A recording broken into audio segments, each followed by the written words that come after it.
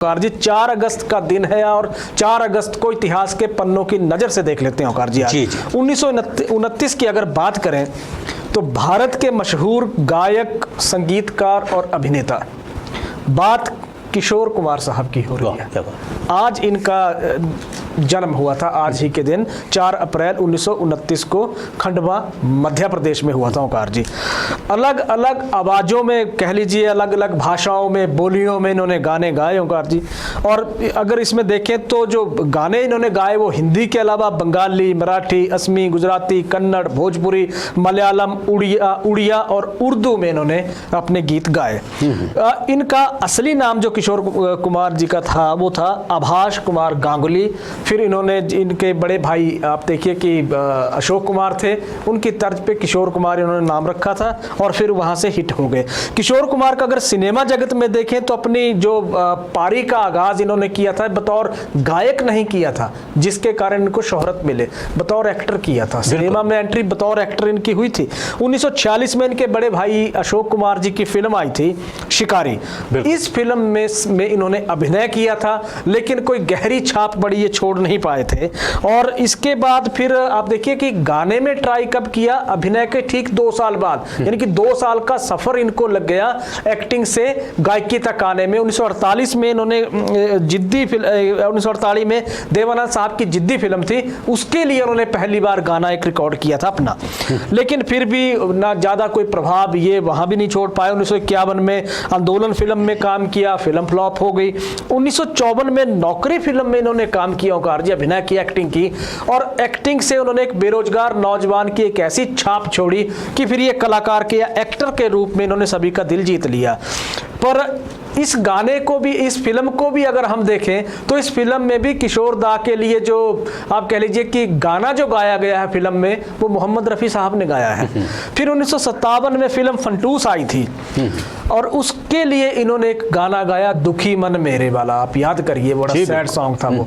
उस गाने से किशोर कुमार की किस्मत बदली और फिर आप देखिए कि इन्होंने ऐसे यहाँ से गाए कि इनकी गायकी के जो हुनर था सभी मुरीद उसके हो गए, सभी कायल उसके हो गए। अपने पूरे करियर में देखो 574 गाने इन्होंने गाए और इनके जो अचीवमेंट रही है 574 गानों को गाने के दौरान 8 बार बेस्ट मेल सिंगर का फिल्म फेयर अवार्ड इन्हें मिल चुका है, 4 बार बंगाल फिल्म जर्नलिस्ट का बेस्ट सिंगर का अवार्ड इन्हें मिल चुका है, मध्य प्रदेश सरकार ने इन्हें लता मंगेशकर सम्मान के साथ नवाजा है और इनके नाम फिर मध्य प्रदेश में जो किशोर कुमार एक पुरस्कार भी रखा गया है। तो आज किशोर दा की जयंती है और दिव्य हिमाचल टीवी के माध्यम से हम इन्हें शत शत नमन करते हैं इस दिन के लिए। तो ये ऐसी शख्सियत जिसका कोई जवाब ही नहीं, चाहे एक्टिंग हो, संगीत की बात हो या फिर गायकी की बात हो, गजब इनका स्टाइल रहा है ओकार जी। 1783 की बात कर ले और बात जापान की कर ले ओकार जी। जापान में हालांकि ज्वालामुखी बहुत जापान को तंग करते रहते हैं, लेकिन जापान भी फिर अपने पैरों पे उतनी तेजी से के साथ और दुगनी स्ट्रेंथ के साथ खड़ा होता है, ये जापान की खूबी है।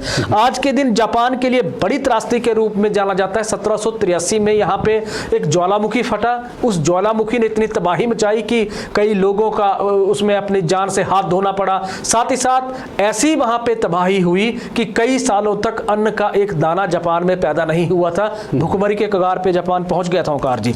4 अगस्त का दिन था वो, 1783 की ये बात है। यहाँ पे अगर हम देखें तो ज्वालामुखी था जापान का, माउंट ओसामा ज्वालामुखी था और ये आज के दिन, ये हालांकि इसमें से जो लीकेज थी या इसमें से जो लावा जो रिसना शुरू हो गया था वो 9 मई के दिन से रिसना शुरू हो गया था ओकार जी।